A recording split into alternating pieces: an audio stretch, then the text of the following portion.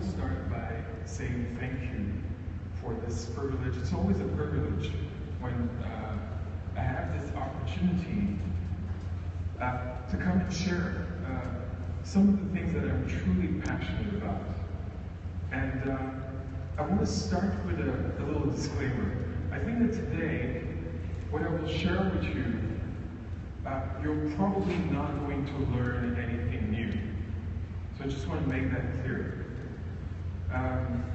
I also want to start with two questions. And I guess, one of the things that I'm truly passionate about, one of my deep beliefs, is that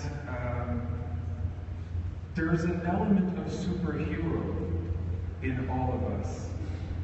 And I thought this picture from artist Mark Beck was a great representation of that. We tend to think of superheroes in a particular way, but I thought this picture captured something, and I hope that through the time that we'll spend together today, you'll get to get a little bit of that spirit of what I'm trying to share with you today. So, this is the beginning of the day. It was really, I arrived here really early, and I don't want to put you on the spot, but I want to start with a little question for all of you. And feel free and comfortable. I'm really trying to make this really comfortable for all of us. I want by a show of hands, just to see who here considers himself as a genius. I'm seeing a few hands, that's cool. Wow, great, okay. So, I just mentioned that there's lots of things that I'm passionate about, but I actually know why I'm here on Earth. Through all kinds of experiences, it became very clear to me that the most profound reason why I'm here is that I think that I have this particular talent to feel in individuals and in teams what their genius is all about. And I have this ability or this talent with the team that I work with to create the best conditions possible for this talent, for this genius to actually emerge. And today I will try to share some of my own insights. And what I will ask you to do today is to listen to me as an artist, as a scientist, of course, as an architect, but really I want you to really try to see what resonates for you. Because as I said to you, it's not that I will share groundbreaking new information, but perhaps some of those elements will be great reminders for your own practice. And perhaps there's elements that you can use in more synergy as you go into your own practice and your own projects. So, of course, I didn't always think of that genius. I certainly didn't always think that we all had this superpower, this element of genius in all of us. Normally when we think of genius, we think of, Picasso, we think of Rosa Parks. We think of people like Albert Einstein. We think of people like Zaha Hadid, maybe of Dillard, Scofidio, and Renfro. And of course, we think of Emmett Brown. These are the type of people that we think of when we have this notion of genius. But I'd like to really push this idea. And as I said, for me, if you don't like the word genius, maybe you can use the word superpower. But we'll try to dig into those elements. And the way I want to do this, and the way I want to start with this, is really, there's this quote that's been really a true inspiration for me for a number of years now. I think it's worth to read it a little bit, because it talks about the future of innovation. And it says that future is no longer in the hands of the scientists, the artists or the designers. And we could add to this of the architects. It is today a creative, collective, humanist enterprise that seeks to find new solutions to the problems of our planet and its future.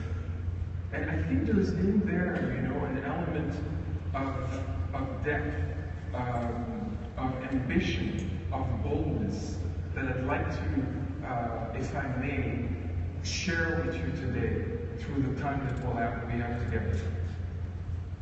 And, at the core of this, there's a few notions. Of course, there's a notion when I think of creating work that has impact. What kind of ability do we have to create real collaborative culture within our organization, but also with the rest of the world? And this notion that I call creative courage, and how do I practice it, and how it might be relevant for the type of work that you do.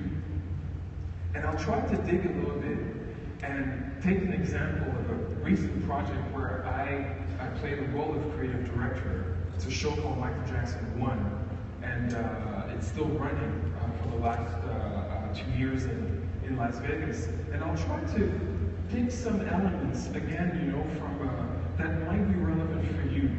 I'm not asking you to believe me, I'm asking you to identify maybe some things that are resonant for you, and then as scientists and as artists, to go out there in the world and actually test those ideas, practice them, and see if they're relevant for you. But let me start with that first taboo, because if I were to ask you today, if you are thriving, working in a creative collaboration culture, I'm sure that all of you will raise your hand and say yes. But when we dig a little bit, we realize that although we know that collaboration is something truly important, and it really is an element that is fundamental to create work that has impact, we also know that it's truly difficult. It's kind of evident, but it's really, really difficult to do that. Very often, you look at it, you think about it, there's your own ego, there's gridlocks, red taping, political intrigues. There's a lot of elements that makes collaboration really, really difficult. But because we know that it's so important, we tend to just go over it, to pretend that no, it should just be easy. So I wanted to really just dig for a moment and start with a few layers of why I think collaboration is important, but also some examples of what happens, when we see that it doesn't happen in our cultures. We can see when we think of sport, it's kind of the first degree, it's really, really clear. We see every time that whether an individual or a team loses, most of the time when they're being interviewed or the coach is being interviewed, they will more likely talk about this inability that the team, that the individual had to create a cohesion, a collaborative culture, a connection, a sense of flow. So this is really easy when we think of that first level of sports. And of course, this schedule from artist Jacques Caron, French artist Jacques Caron. And it talks about something that's even more fundamental, I think. When there's more and more observation and studies that show how there's a profound connection between the quality of communication and collaboration within teams and the final result of the product or service. And I'm sure that if I were again to do a little survey in the last 6 months, I'm sure you would tell me that some of the product or services that you've used or bought had the same feeling that this had. Beautiful in its appearance, but something that could literally burn you if you used it. So again, to show, to portray, I really like this image because it really talks about the importance of not only what's being created, but how actually it's being created. And of course, we know when we think of the world stage, we see every day the impact, profound, of our inability as a global community to create that sense of connection, that sense of collaboration, and how it impacts on some of our biggest challenge, taking care of our planet, our environment, and our ability to create communities that thrive in peace.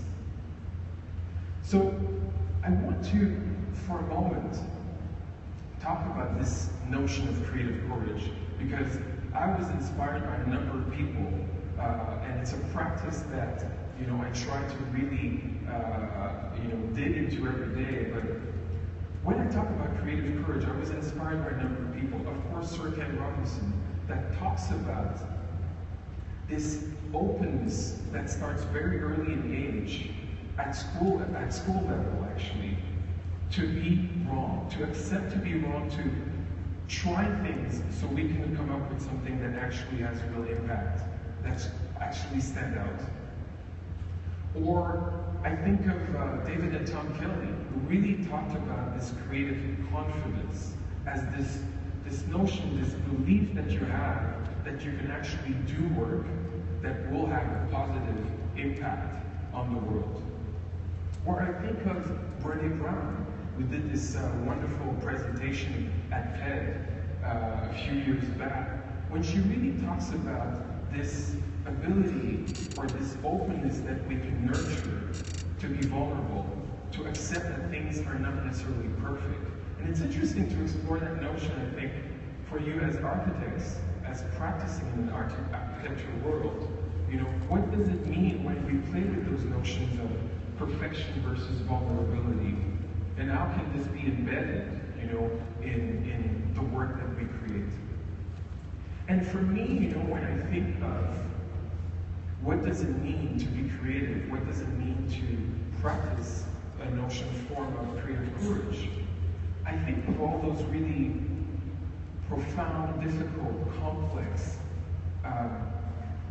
almost impossible to solve problems. And for me, what it means to practice creative courage is to realize that for some of the most important, challenging, and complex problems that we face, that you face in your own practice, there's actually no instruction manual. So in other words, those problems needs to be solved without any instruction manual. If I may say, without any blueprints. There's no map. There's no elements for it. It's that we have to actually make it up. And a great example of this is when I think of one of my favorite artists, Philippe Petit. You might recognize here the Twin Towers. In 1978, he had this kind of crazy idea that he was going to install a wire between the two towers and walk between those two towers without any security for 45 minutes. And this idea, he started to have this idea when he was 14 years old. And he was in a small little village in France. And he read in a newspaper that there were two of the tallest towers in the world that were about to be built in New York City.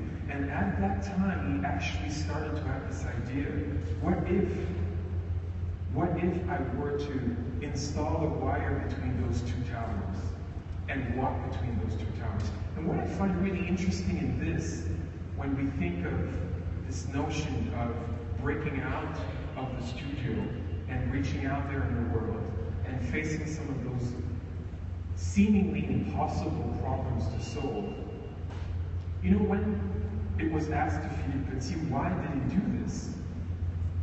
All he said was, it felt absolutely impossible. So I felt that this was the right moment to start working on this. And really it's something that, as a mindset, I really try to push the different teams that I have the privilege to work with to really embed that kind of mindset. And I'll try to give different shades to what I mean by that. So I want to share a small epiphany that I've had a few years back when I was working at Centre Soleil.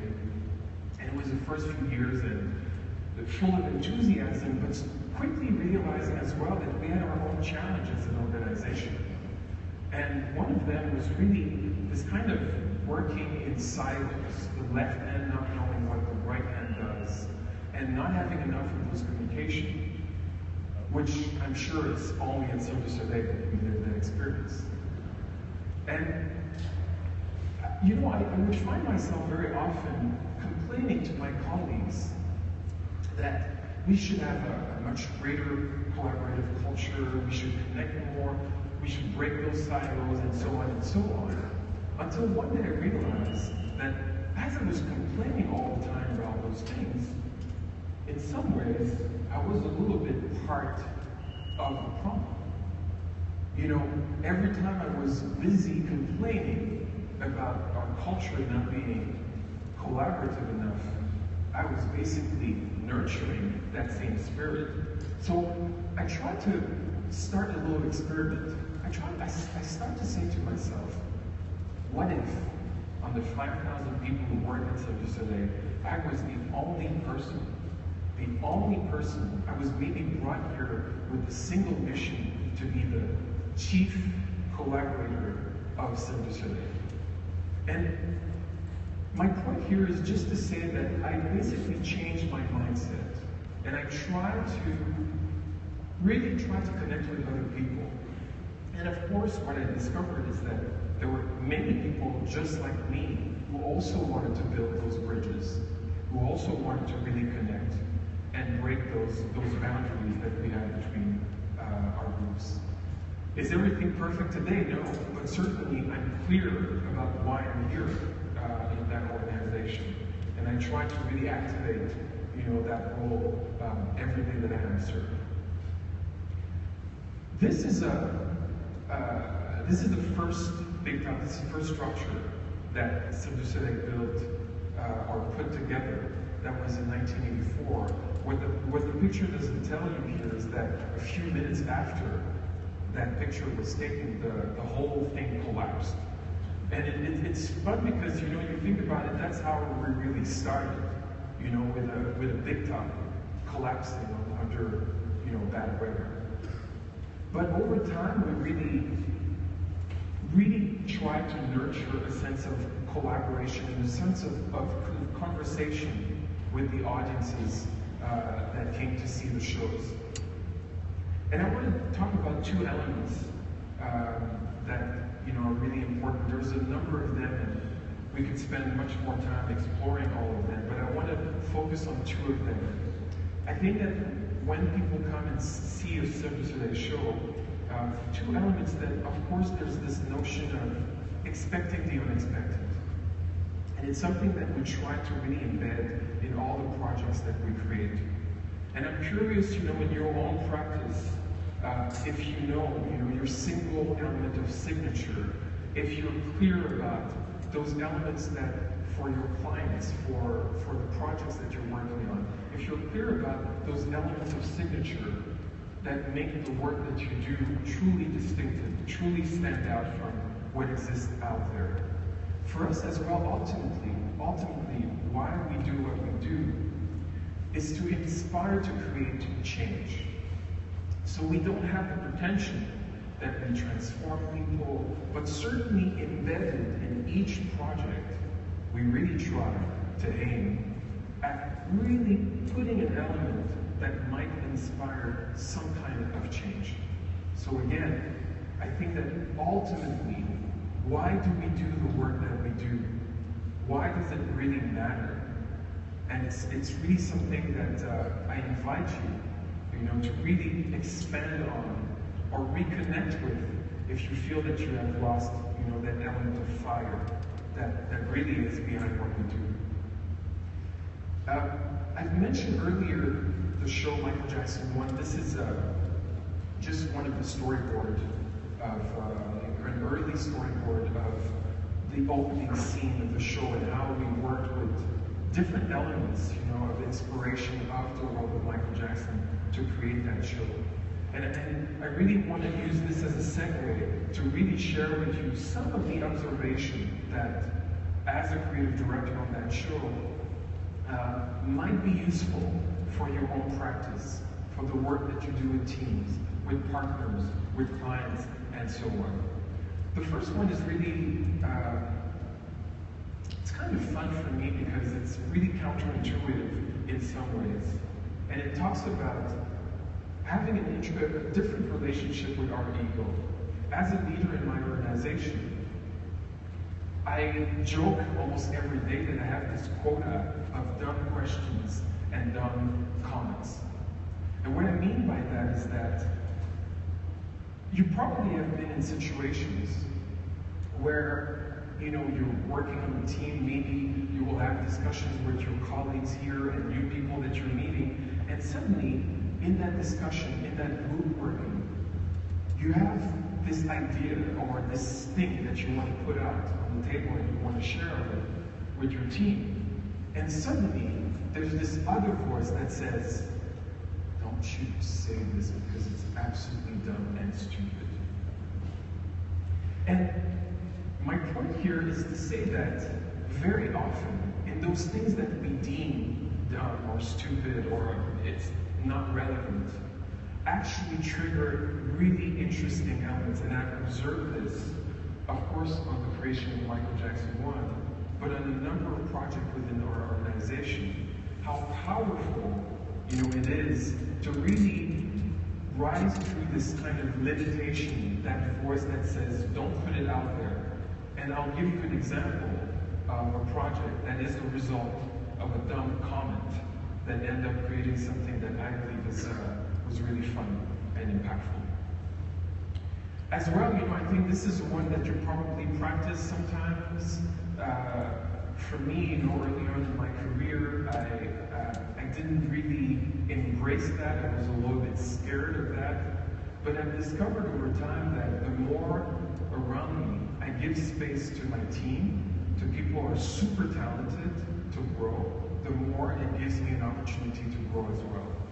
And I think of the new generation of architects who are out there, and other artists and other designers, and how do we as leaders of our organizations, our practices, how do we make space for younger talents, often much more talented than we are, to really grow? How do we become almost, I consider myself more as a gardener in my organization, and how do I create that space for people to really grow? I'm sorry, I think that there's a little bit of feedback, so hopefully you're not too affected by this. This is my daughter. She was 3 years old back then. She's now 7. But that was a few hours after watching the Olympics.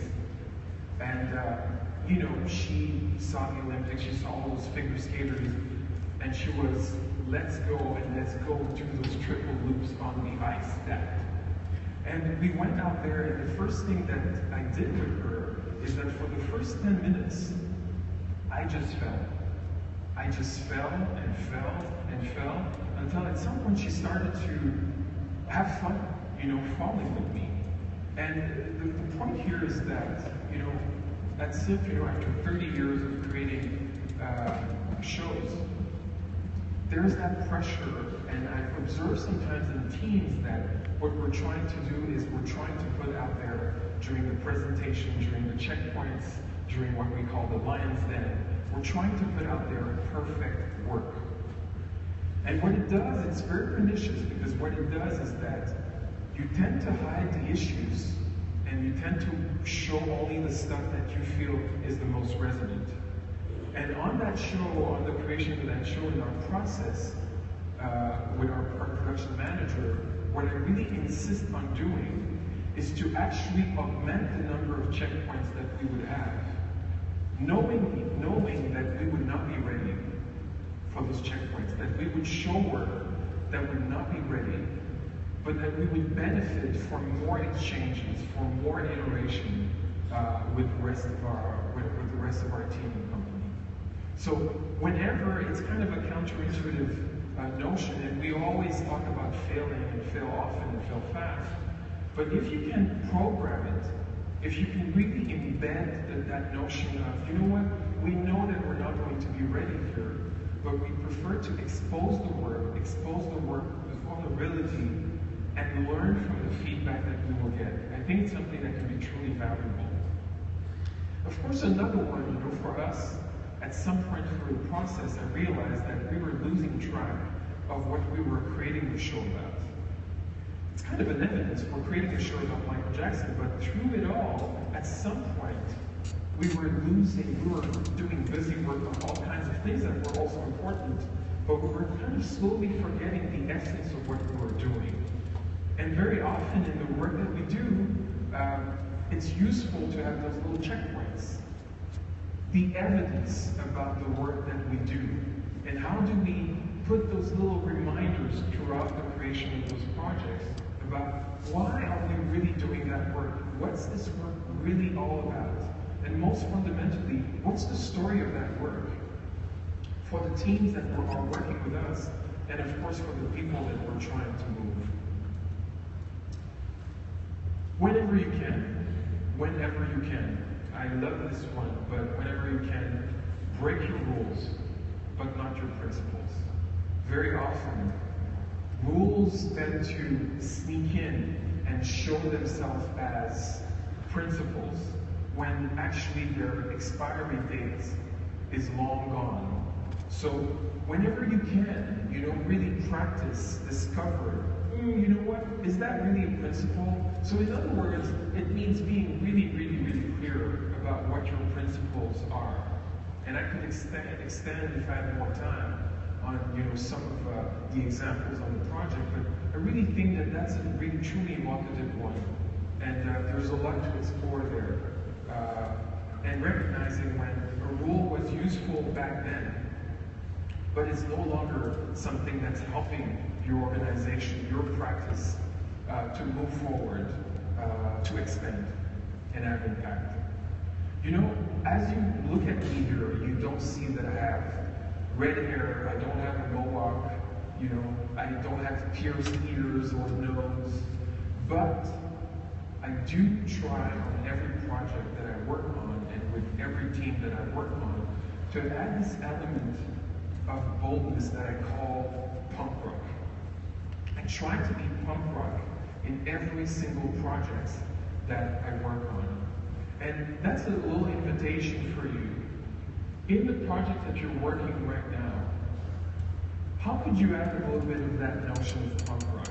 How can it be a little bit more punk rock? Every time I check a project, I always add this question in my mind. And I see, although I don't see a lot of people with colored hair and so on, but I recognize and I see in all of you this ability to really trigger that punk rock element inside. That one is really fun because I think there's a connection between my world and your world. I think I'm really truly interested to explore what is the connection between the physical and the virtual. And how could this apply to the work that you do? I think there's an incredible space there that is truly unexplored. And that we're trying in the space that we create, especially as we're moving more and more from a show-centric organization to a more experience-centric organization. How do we bridge, how do we create incredible connection between the physical and the virtual? And I was really wondering, how could this have an impact on our habitats, on the places where we live, we work, we explore and discover the world? So a few images that I would like to share with you of a project that I believe talks a little bit about reinvention, transformation of perception, where we really worked. I believe that you started this session with a drone that really flew over the crowd.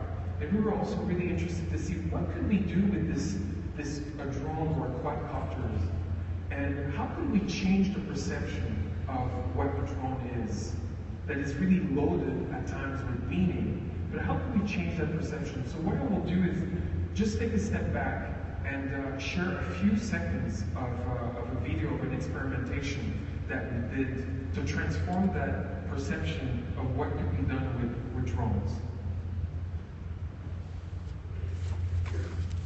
Almost by accident, some of our colleagues just, joking and talking about lampshading, and that made me stop in my tracks, and I thought, did you say lampshading? What if we had a number of conception starting to fly.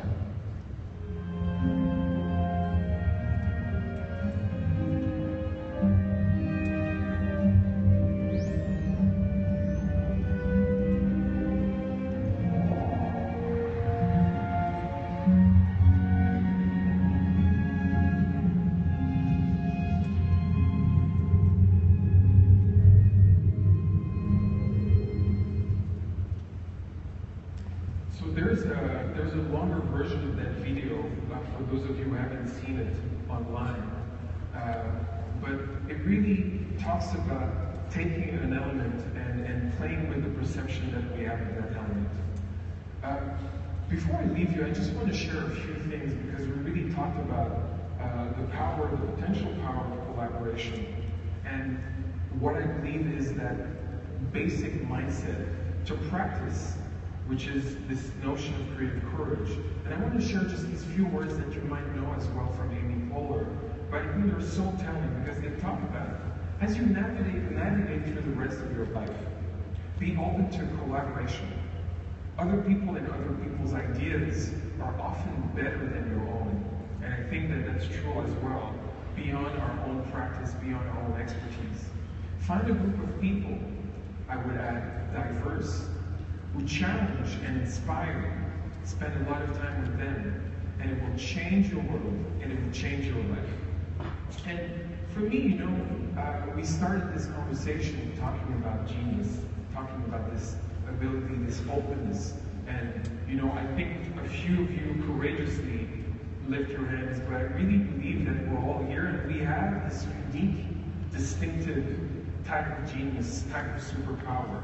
I would encourage you, both individually, but also as small practices and organization, to really reflect on what is that distinctive genius that you bring in the world.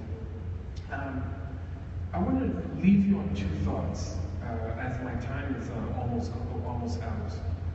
We have in the backyard of our workspace in Montreal, this sculpture of Andy Goldsworthy. And you all know about structure, so you probably already know that this structure is not held by any internal forces or internal structure. It's held by the sheer force of its own structure, if I may say. And for me, what it always reminds me of, you know, when I work on different projects, is kind of the infinity symbol. Because deeply my belief is that we have very, very little power to control anything in this world. But I really do believe that we have an infinite power to influence. And I believe that in your roles as architects and working in the architecture industry, really embedding this notion of infinite power to influence is probably a really powerful idea. Enjoy the rest of your day, and thank you for the time that I had with you today.